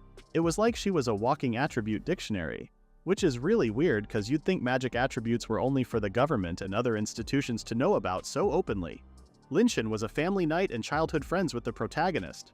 If the player chose her, they would get the standard route as a knight of House Marshall. Even if they failed at conquering any other love interest, they could still marry her. She was one of those pity heroines the player didn't even need to work for. That's kind of sad when you think about it. Her ending makes her out to be a good wife that loves her husband and children very much. That was also true if someone other than the protagonist ends up with her. I find it rather interesting that if the player doesn't choose their route, the love interest ends up with someone else. Most games don't seem to do that. In another route, Luke captures Linshin and she appears as Luke's wife and the player's enemy. That's definitely one way to go about it. Poor Linshin. Her pure, devoted personality becomes her downfall. The fight with her after that really shows off her essential beauty. It was honestly a point worthy of praise for Luke. Meanwhile, Dan had made it into the academy as Linshin's attendant. Dan was just a commoner, but his father was known as an honorable knight and he can use attribute magic. He's been battling monsters and practicing fighting ever since he was a kid. Dan aimed to carry on the legacy of his deceased father at the academy and become a knight of House Marshall, which was why he hated the Descustos family, who were leaders of the noble faction. At the rate they were at, Dan would probably come for Luke too. Luke thinks it was nothing but a pain. He's brought out of his thoughts when the school valedictorian is called on stage for the speech. A girl walks in as they introduce her as Irina Schildeborg Alecidas. Irina was the first princess of the kingdom of Alecidas. Also, she was another love interest. As her speech goes on, Luke yawns, saying that she's been talking for ages already and he was getting bored. Libera points out that Irina was really beautiful and asks if Luke wasn't the slightest bit interested in her sis. Even if she is pretty to look at, that's not going to stop him from being bored out of his mind. Luke tells her that there was no way he was interested. For him, he couldn't deny that she was beautiful, but he wasn't interested in her in the game either. Luke had already gotten used to pretty people because of his sister Iris. But most of all, Luke tells Libera that he already had a fiancé and someone else he loved. Unknown to Luke, as he takes out a pouch, Libera mutters to herself that she couldn't let her guard down because he already liked 2 people. Sis, he already said he liked other people. Chill. Libera is suddenly surprised to see a large slime appear holding a large pillow in its body. Luke had taken out Val from his pouch, the slime expanding in size. Libera asks if Luke was about to take a nap and Luke says yes. He asks if she minds, but Libera says that although she was terribly interested in Val, it wasn't something they should be discussing during the ceremony, so she'd wake him up once everything was over. Luke agrees with her plan and thanks her. Contentedly leaning back on the large pillow, Luke is thankful that Libera was understanding. The ceremony continues on. Unbeknownst to Luke, Linshin and Dan had been looking at him. Eventually, Luke's eyes open as someone calls out his name. He asks Libera if the event was over already. She tells him to get up since all the other students had already left. He sits up to find the entire hall empty except for them. With a sleepy yet satisfied expression on his face, he tucks the pillow back into its pouch. With bright eyes, Libera asks if that was the rumored pillow. Luke is confused by her words. Libera explains that when her father Malsa had first met Luke, he was floating on a pillow. With a rather bashful expression, Luke confirms that it was the very same pillow. As he tucks the pouch into his pocket, he tells Libera that he would let her ride it when they get some spare time. Excited at the idea, Libera lights up and thanks him. Luke loved people who were honest to their interests. With a rather pained expression, Libera shakes her fists at the thought that if only they didn't have orientation coming up, then she could have had a chance. Luke comments that she really did love magic. Suddenly taking her hand in his, Luke leads that way, saying that they should get moving too. Libera's face turns red at his sudden touch. Luke immediately lets go, asking if that was no good. Suddenly flustered that he let go, Libera holds his hand again. Sis, make up your mind, Lamau. She says that it was fine and that she was just surprised because she's never held hands with a boy before. Sis is a lot more honest than we thought, I see. With a charming smile, Luke then says that he guessed he would need to take responsibility for stealing a maiden's first. Bro, be careful with your wording or someone's going to misunderstand you. He politely asks if he could escort her to the classroom. Libera's face goes increasingly red as she comments how soft Luke's hands were. That's called the power of lotion. As they walk the school grounds, they come across Linshin and Libera. Seeing them holding hands, Linshin frowns. She turns her head away before calling Luke a coward. Libera flinches at her words, stuttering. Completely flustered, she calls out to Linshin saying that they weren't doing anything. But Linshin doesn't turn around and Dan only glances at her. Luke swings their intertwined hands together to call Libera's attention back to him, telling her to calm down and not worry about it. Indignantly, Libera asks if Luke wasn't angry, but Luke calmly replies that he wasn't. He tells her that there was no point in wasting energy on it. Libera laughs lightly, saying that it was just like him to say that. Luke adds that he'd have much more fun using that energy to talk to her. Libera's face brightens at his words, rather caught off guard. She asks if he had fun talking to her, and Luke admits that he did. Her face completely glowing, she says that she enjoyed talking to him as well. Oh bro, you're gonna be collecting more fans before you know it. Her voice energetic, she hurries him on for them to get the orientation over with quickly. They quickly settle into class 0. Seeing that they were free to choose where to sit, Luke and Libera take the seats at the back, classic protagonist move. But also if he falls asleep, hopefully no one notices him lol. As the class settles in, a man rushes to the front of the class seeing that everyone was already there. The man introduces himself as Glorin Research. First we had Karen and the Caribbean Sea, and now we have Research the teacher El Mao. He was the same teacher that gave the explanation in the game. A girl stands beside him and introduces herself as the assistant teacher for the class. Her name was Silas, and Luke was excited to finally see her. In the game, she was the most difficult love interest. Silas was also known as the witch who saw the abyss of magic. She may look young, but she was actually an elf, one of the spirit races, and is hundreds of years old. Including the 3 scholarship students, Class 0 had 20 students in total. Everyone there scored highly on the entrance exam.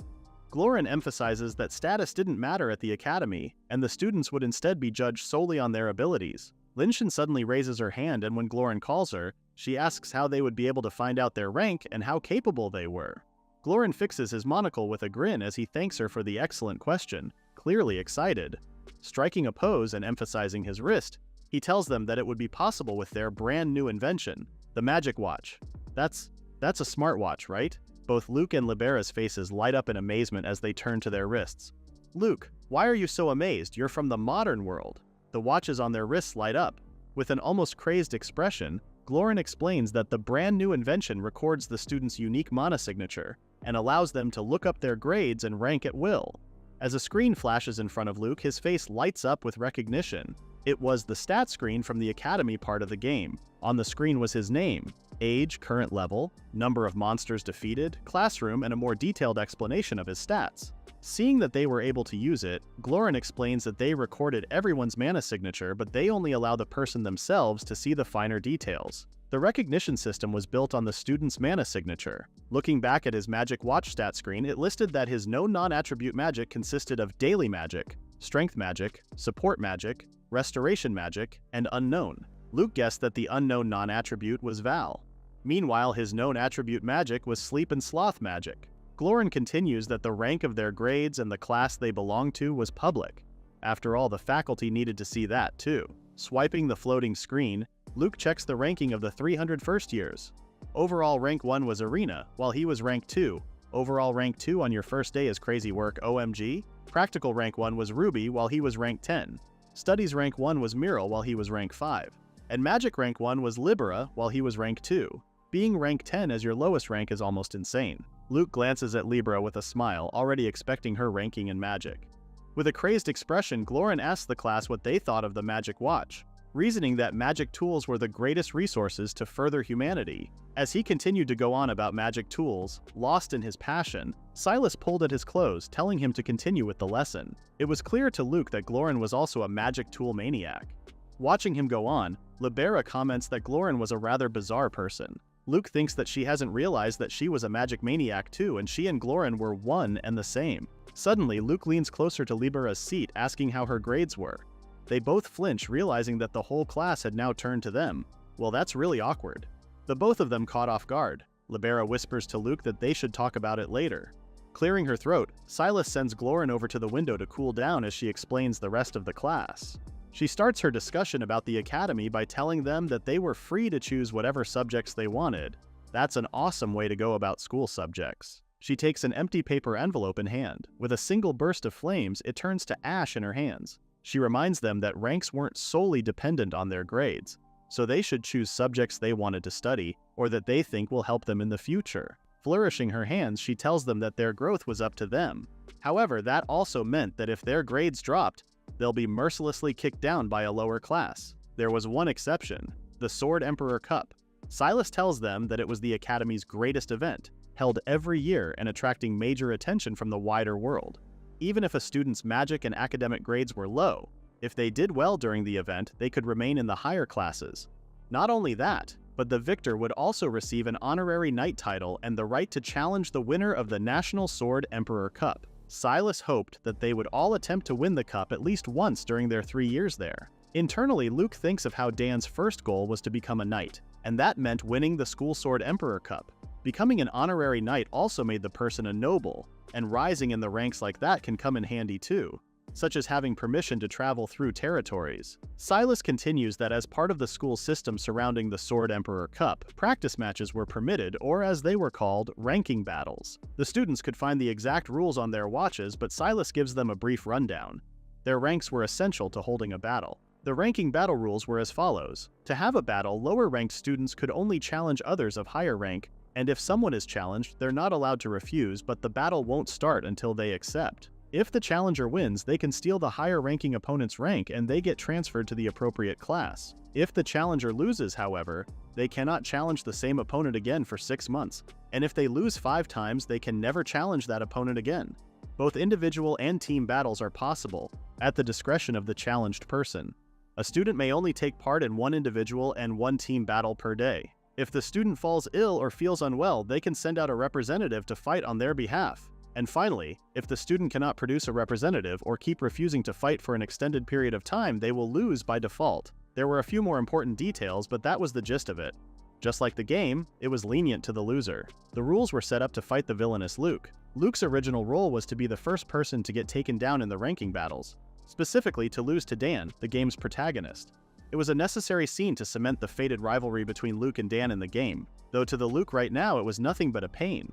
With a dark look on his face, he thinks of how the troublesome scenes of the game have finally caught up to him. Dan suddenly raises his hand and calls out to the teacher.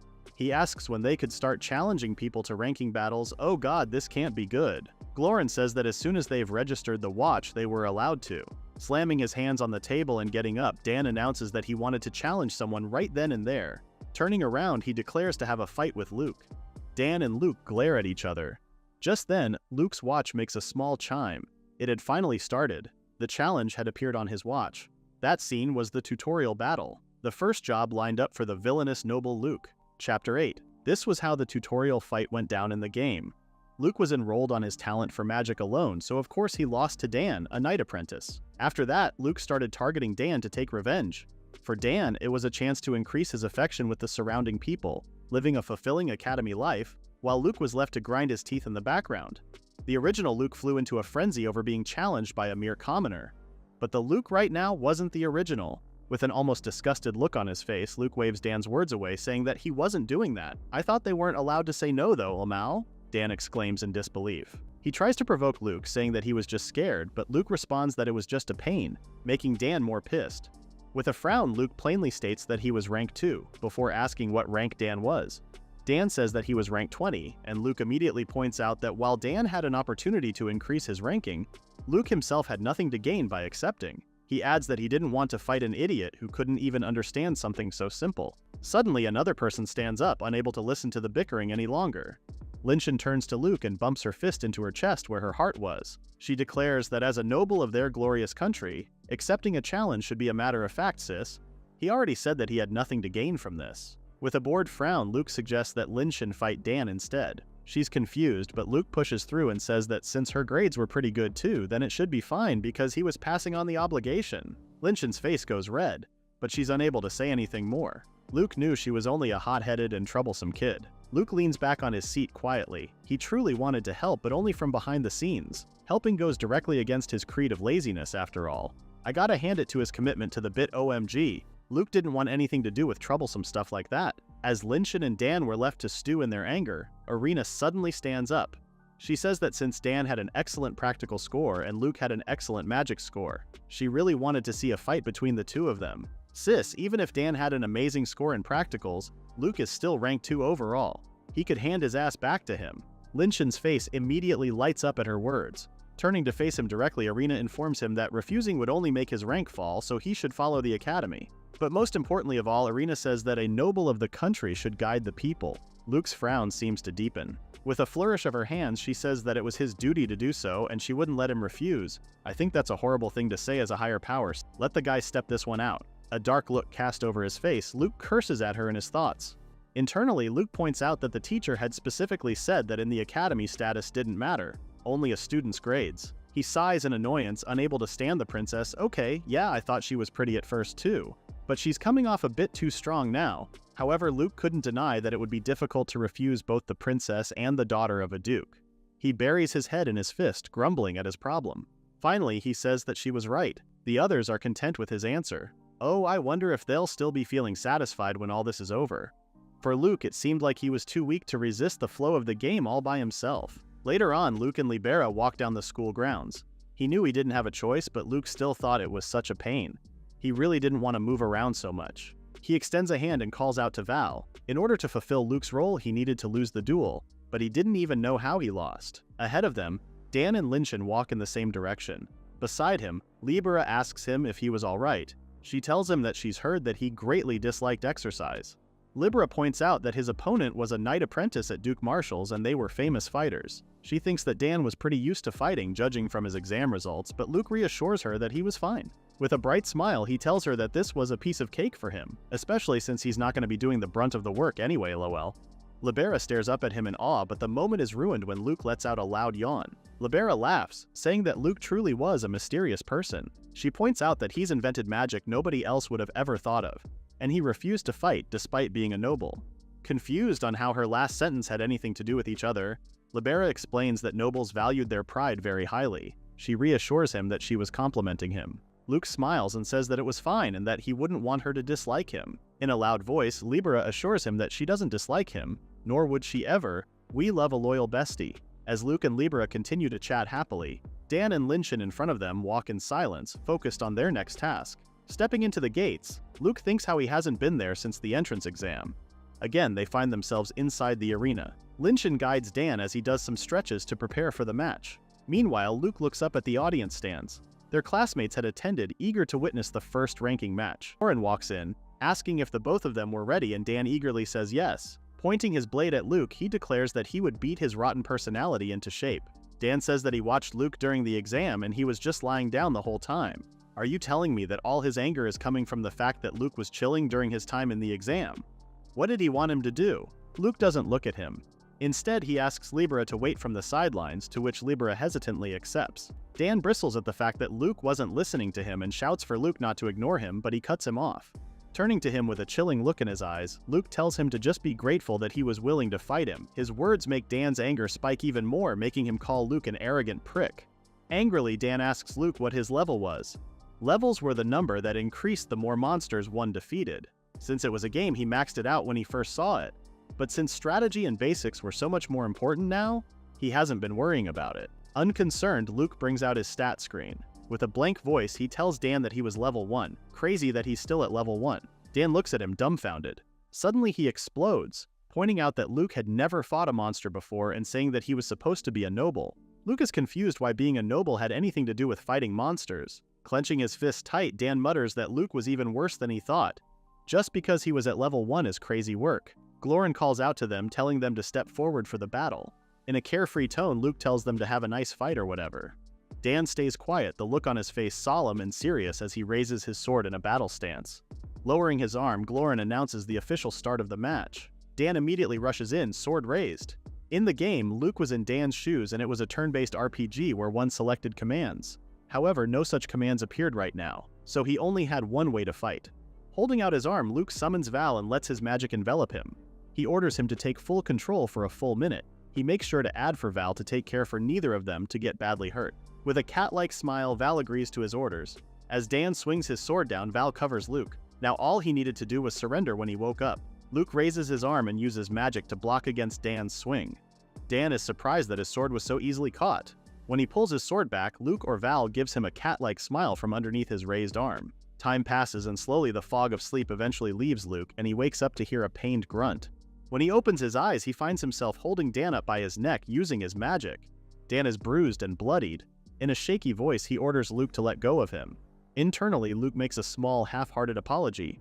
Dan tries to lift his sword and slash at him, but without much effort, Luke uses his leg to send his sword flying. Luke watches as it goes sliding across the floor, far away from them. He turns to Dan, wondering what to do next.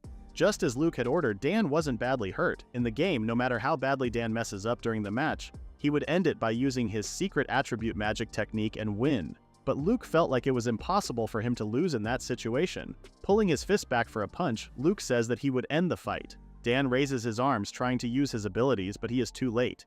Before his magic could take effect, Luke orders him to sleep. He goes slack in Luke's hold. Dan's attribute, Magic Boost, was a cheat ability that supercharges his strengthening magic. It massively empowers both his magic and strength. But due to his current lack of experience, it wasn't that effective yet. And since his magic tolerance was low, he couldn't fight off sleep. Luke didn't do his job of losing, but it would still be bad for him, a villain, to win. Turning his gaze to the crowd, Luke decided that he needed to trick them. He pushes Dan slightly farther away from him, covering him in his magic. Then using Val, he rapidly lifts Dan's body up in the air. Lynchen asks him with rising panic what he was doing, and Glorin stares in horror. Glorin declares Luke the winner and orders him to let Dan down. Without a second to lose, Luke closes his fist and releases his magic, causing Dan to freely fall. Lynchen and the rest of the class stare in terror as Dan plummets to the ground. Glorin makes a break for it and barely makes it in time to catch Dan. Honestly, points for him for actually running like a track star for his student. The force sends Glorin to his knees from the pain. Lynchen runs into the battle area and kneels beside Dan. She looks up at Luke and screams at him, calling him scum and saying that Dan was already unconscious. Luke was more than annoyed since she was clearly disparaging the winner. He wonders where the noble pride suddenly went. He found it lame more than anything. Looking down at her darkly, he repeats that he didn't want to fight in the first place, and she forced him into it, so she should have been prepared for that outcome. Turning to his other classmates, he informs them that right now, he would accept any challenge to a ranking match. It was a good deal after all. Pushing back his hair and looking at them darkly, he says that surely he might have been exhausted by then. Lynchen looks at him dumbfounded for a second before she turns away and grits her teeth in barely concealed anger. Seeing his classmates' silence, Luke then says that while he was at it, he would teach them something important. Luke respected the smart, and he respected those who pursued magic. And he also detested idiots who had nothing but brute force. He raises his arm, summoning his magic. He says that if anyone challenged him and they were a barbarian like Dan, he would make certain that they could never challenge him again. Closing his fist tightly, his magic scatters all around him. With a chilling look in his eyes, Luke says that they won't ever see the light of another day. Damn, bro, I thought your villain arc was over. In the audience seats, his classmates are a mix of nervous and in awe. Arena watches on in silence. Luke was sure that his classmates would gossip about his little villain act. He just hoped that meant that he wouldn't receive any more challenges. Getting up from the ground, Lynchen declares that such villainous acts couldn't go unpunished. She swears that Dan would one day defeat him and Luke would come to regret what he did. But Luke had already turned away. We stand an unbothered king.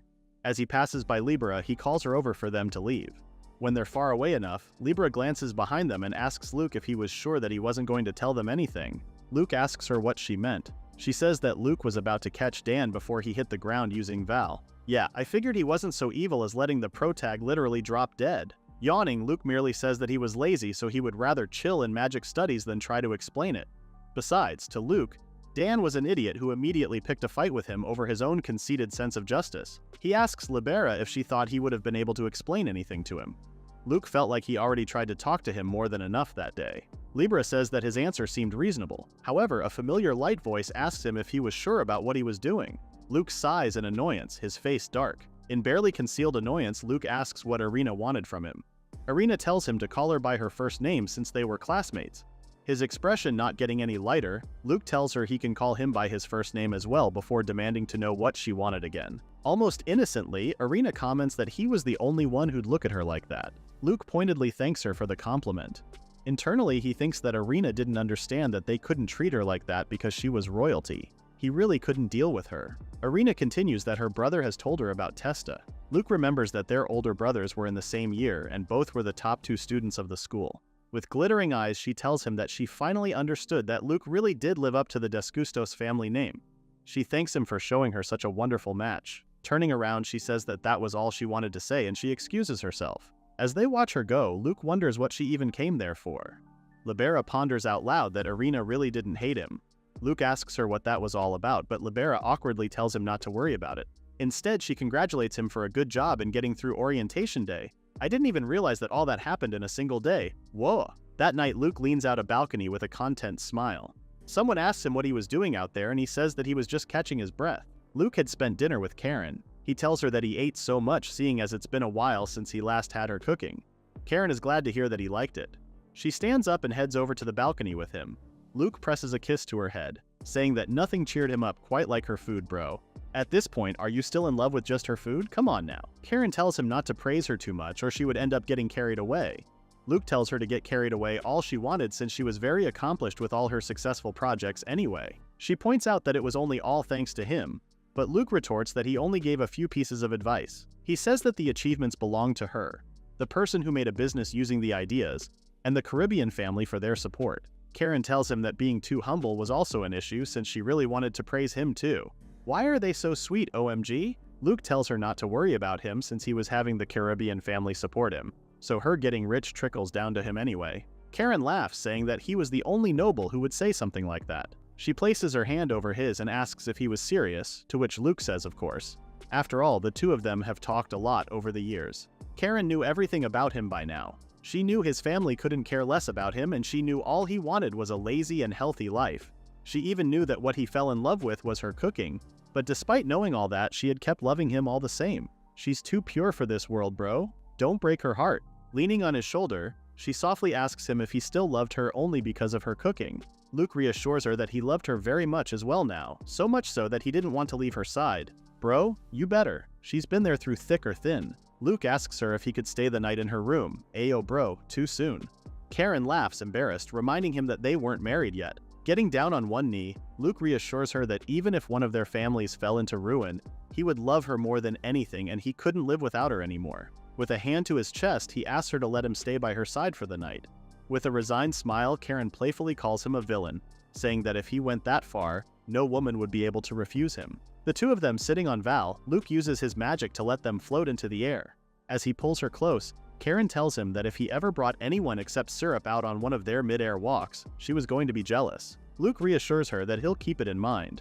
Bro, they're so sickly sweet and domestic. The next morning, when the sun has barely risen, Dan is jogging around the school grounds when he suddenly spots something from the distance. He noticed that other people were already out and about that early.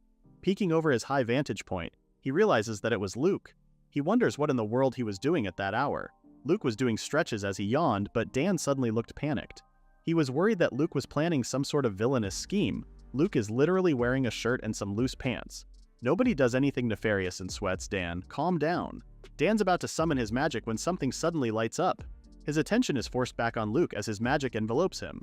Luke had taken on a fighting stance. In a succession of moves, Luke performs a series of hits and kicks, his body moving seamlessly. Dan wondered if he was dancing. His moves were completely flawless. Dan's eyes glittered, mesmerized by how beautiful it looked. As Luke carried on with his exercise using Val, Dan really thought it looked like a dance. But suddenly he froze. The more he watched, the more he realized that his moves were just like that of a seasoned martial artist. Normally, physical abilities improved alongside one's level. People almost never lose when up against someone with a much lower level. However, Dan still lost. At first he thought it was just because he let his guard down against a low-leveled opponent, but he realized that wasn't the answer at all. Luke was just extremely strong in every way. So strong he could overcome a massive level difference. Luke wasn't screwing around when he told Libera his fight with Dan would be a piece of cake for him. Dan clenched his fists. He's never heard of anything like Luke's tactics before, but he knew better than anyone that it was true. Luke had acted like such a carefree, spoiled son of a noble, but Dan realized he was a really hard worker. Dan couldn't be more wrong and right at the same time. Dan had trained every single day since all he could think about was becoming an awesome knight like his teachers. In the martial territory where fighting meant everything, that was enough for him. But he was sure that no matter how hard he trained, it wouldn't be enough to catch up to him. He grins, asking himself what he was feeling at that moment. Looking up at the sky, almost resigned, He says that the world was larger than what he once thought. Dan tells himself that he would have to think about everything a lot more, Luke. You're already influencing the protagonist and you didn't even mean to. Now that's what I call true laziness. He goes back on his run. There was no doubt that the martial way of training makes someone stronger. His biggest problem right then was that he didn't have the knowledge to put that strength to good use. He didn't even understand anything about his attribute magic. He sucked at studying, but he tells himself that he just had to push through. Luckily, he couldn't wish for a better environment to study in than an academy. Thinking back to his last moments of consciousness during his first fight with Luke, Dan only wanted to beat him. Although he realized he can't even imagine how he'd get around to doing that. A plus for honesty and self-awareness, I guess. Running even faster, Dan yells to himself that things were no joke. With a determined smile on his face, he reassures to himself that he had only lost to Luke once. Dan would show him. He would surpass Luke someday for sure. He wipes the sweat off his face with a grin. It was just that right now he was so far ahead that he couldn't even see Luke in the distance. As he continues to run, Luke finishes his own workout using magic to recover his energy. At the cafeteria, Luke scans the room, Libera walking in behind him. He had to do something before he could get breakfast. Finally, he finds Iris looking exhausted and nauseous. He greets her good morning and she greets them both back in a tired voice. As she takes a sip of her breakfast honey tea, she reminds him to eat a proper breakfast and he reassures her that he would. It was a mystery to him how she can look out for others when she herself was suffering from low blood pressure. Not to mention she was obviously in a bad mood. As Luke continued to watch his sister, he thought that it looked like just going to the academy had turned his sister into someone capable of caring for others, which is rather odd. Because from hearing about the game, you'd think his family was always villainous. As a high-ranking noble, Iris must always act both kind and strict. Her beauty and divine voice have only grown stronger. Iris was also the main organizer of the newcomer party held by the noble faction. Luke showed up to say hello as the freshman representative. Unfortunately, he quickly gathered interest as someone who had turned the tables on a student from the royal faction. Eventually, Luke and Libera excuse themselves and Iris gives them a half-hearted farewell, telling him to give it his best. Luke thinks of Karen's words, wondering if she should suggest making a supplement to fight against low blood pressure, like an iron supplement. I guess they don't have that yet. After brushing his teeth, Luke opens a door back to the school corridors. But the students that notice his sudden presence all flinch. Looking around at the way they acted, it looked like the rumors of his sensational first had already spread. The royal faction outwardly showed their disgust and contempt for him, while the noble faction looked at him with respect and admiration. The center faction and the commoners showed interest, but it looked like they didn't know what to do about it. As he and Libera enter their classroom once more, Linshin notices him and flinches before quickly looking away. Luke walks by her and they don't say a word to each other. It seemed to him that his threats had worked. They should stay out of his hair for the time being. Leaning back on his seat with a content smile, Luke happily thinks that he could finally focus on studying in peace. First, he needed to consider what courses to take. There were two kinds of courses in the academy: compulsory subjects, which were general education, and elective subjects, which included magic, practical skills, and the like. He guessed it was just like modern universities. In the game, the lessons chosen served the role of raising one's stats. But with a joyous grin, Luke summons his stat screen and scrolls to his subjects. It didn't matter to him, so he would just pick whatever he liked. He wasn't taking a single practical subject, and he made sure that he had more than enough for the compulsory subjects. After that, he wanted to go for magic. He still needed more magic and knowledge in pursuit of laziness. Libera asks him if he's decided on what courses to take, and Luke tells her that he's chosen magic and magic tools as his main focus. He would make up for the rest with the compulsory subjects. Libera tells him that she chose the same route. Excitedly, she gets up. Since there were no more lessons for them for the day, she urged them to go. She skips down the steps, saying that they needed to get to a private training room, confusing Luke. She tells him that they were private rooms where a student could study or practice skills as they needed. What facilities were available to the student depended on their class rank, but since they were in class 0, they had the first choice of any facility. Luke thought that because of that, the ones already doing great only got even more of an advantage. Following Libera, Luke thinks to himself that assigning ranks to the students and announcing them publicly must be to stoke competition between the students like what was currently happening. Finally, Libera leads him to a specific room. As he enters, Luke is astounded to find how big the room was. Looking around, he asks Libera if the room was too large, but Libera kneels down on the floor and starts drawing. She says that they needed a final small touch. She draws a magic circle, and with a touch of her hand, it starts to glow. The room goes completely dark before seemingly blurring right before their eyes. When everything clears, the room looks like a regular study room. Libera turns back to Luke with bright eyes, telling him that she returned the space to its normal size. Luke looks around in awe. Luke says that they should be able to study in peace in the area. Libera asks him if it was his first time seeing that kind of magic. He tells her that he was the only one to use magic in his house. Magic that was so common it wasn't mentioned in books might be the rarest king for him. With a smile, he tells her that he was hoping that she would teach him a lot. Libera happily agrees. Turning to the drawing on the ground, Luke asks if it was indeed a magic circle.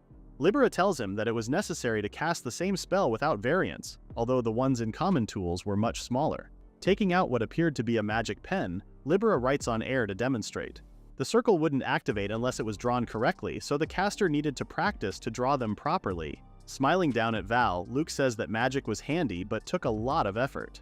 With attributeless magic, someone could just rely on their mana, but without proper imagination, it turns out very weak.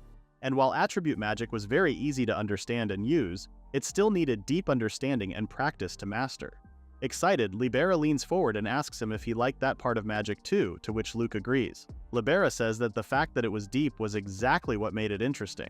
Finally, Luke says that they should get down to business. They take a seat from across each other on the table and write their information on their own pieces of paper. Luke goes through Libera's first. Her known attributeless magic was daily life magic, strength, support, restoration. Her attribute magic was water. She was at level 4 with 36 defeated monsters. For grades, she was overall in 7th place, 32nd in practical, 10th in studies, and 1st in magic. For some reason I was expecting her to be higher in studies, but I guess she's just completely focused on magic. Luke asks about her water attribute, saying that it was pretty versatile, and Libera excitedly agrees. She says that water was great for both offense and defense and even had great support options. She was looking forward to experimenting with it. Luke smiles, saying that he was sure he would come up with a lot of uses for it. Libera tells him to feel free to expect a lot from her. Finally, Luke hands over his sheet of paper containing his magic, and Libera tells him that she's been waiting for this moment. However, the moment she reads it, she freezes in place. Looking back at him with a worried expression, she asks him if it was really fine for him to show her his information, because his kind of magic should be kept secret. Luke casually tells her that he would just tell others that it was magic that could manipulate human bodies. Libera tries to counter his words, but Luke just tells her that it was fine since her father also knew about it too. With a smile, he adds that surely she wouldn't tell anyone either. That sounds like a threat, sir. Without thinking twice, Libera promises to keep it a secret, and Luke thanks her. She figured that the sleep ability was what he used to make Dan faint so suddenly. However, she's never seen the sloth ability before. Excited, she exclaims that she couldn't wait to see how he would use them and that she was already looking forward to it. Luke lazily says that he felt the same. He points to the part of his magic that said unknown, telling her that it was bothering him. Libera figured that it was talking about Val, saying that maybe it was because original magic couldn't be recorded properly since it wasn't registered. Luke asks if it meant that the watch couldn't analyze unregistered magic. He suggests that maybe it used appraisal and references the Ministry of Magic's database. Libera offers that if the watch was equipped with appraisal, good enough to analyze attributeless magic, there would be a revolution in dungeon diving and gathering information about items. Holding up the magic watch, she says that to make such a great function fit into that small package, clearly there was a huge technical hurdle. In the first place, the limit of the mana the hardware could handle was just too low, and to make anything with a decent range, it would need to be lightweight, which they could only do with rare types of metals. Luke listened to her talk with a serene smile, nodding along happily. With an excited voice, Libera says that it looked like they could expect a lot from the magic watch in the future.